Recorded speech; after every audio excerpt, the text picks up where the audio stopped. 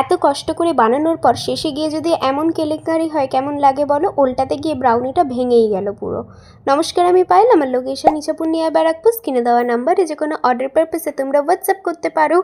একটা কথা আমি আরও একটা ভিডিওতে শেয়ার করেছিলাম যে মন থেকে ভালোবাসলে দূরত্বটা আসলেই ম্যাটার করে না।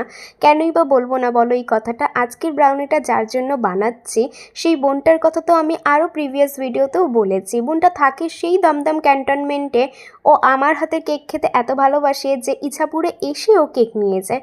কেন দমদম ক্যান্টনমেন্টে কি কেউ করে না? আশেপাশে অনেকেই কিন্তু করে, কিন্তু তবুও এতটা দূর ছুটে আসে। আর এই ভালোবাসাটা আমার কাছে কতটা দামি, কতটা পাওয়া, সেটা হয়তো এভাবে আমি বাক্যে প্রকাশ করতে পারবো না। নতুন কেক লঞ্চ করার পরে সবার প্রথম অর্ডার প্লেসটা ওই করে।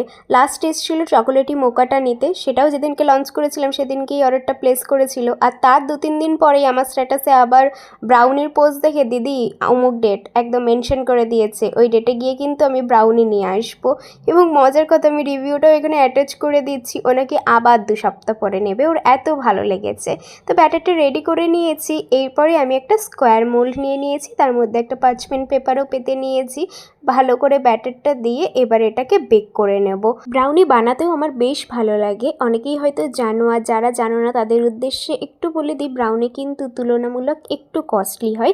কেন কস্টলি হয় সেটা নিয়ে অন্য একটা ভিডিওতে বলবো।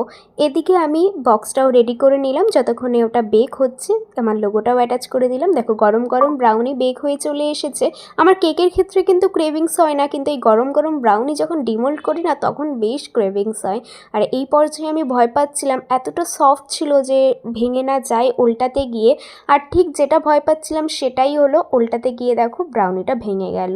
যেহেতু আজকে 12 পিসেসের অর্ডার ছিল তাই কোনো প্রবলেম হয়নি। যে অংশগুলো ভেঙে গিয়েছে ওগুলো আমি ইজিলি বাদ দিয়ে দিতে পেরেছি।